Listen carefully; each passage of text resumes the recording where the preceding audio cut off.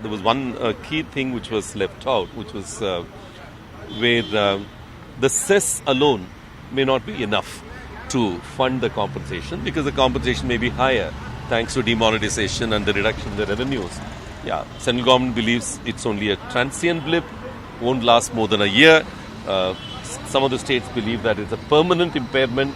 So that's a discussion separately. But what we've done in the compensation law is that the clause which says cess goes to the compensation fund, we've added any other source of revenue. What could be this other source, sir? One of the things which got identified was any loans from multilateral organizations, World Bank or anything like that.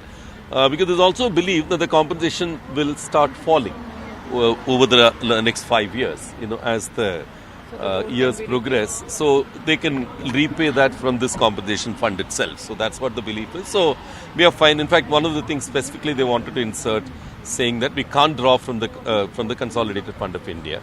That clause finally didn't get to get inserted. On the timeline, sir, do you think April 1, 2017? Watch out Yesterday for you said 2018 should be a better one.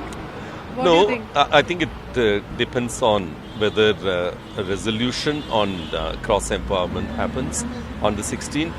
I'm an optimist. I think this is a time for fundamentally reconceiving the idea of IGST. If they do it, it will be simplifying the whole tax regime. Industry will welcome it. And my honest view is that central government should seriously consider it, rather than sitting on the ego of we've created this, now how can we go back kind of a thing.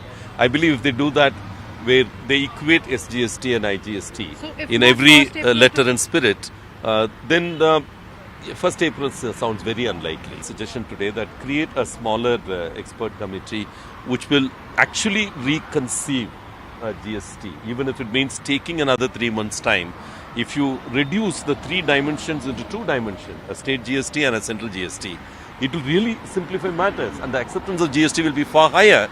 And just because so much of work has happened, none of it is futile, because every one of the questions we've asked, answers we've got, will be relevant in the new regime. And in my view, with an open mind, if central government can look at this, it would really kind of make a difference to accepting GST as a mechanism.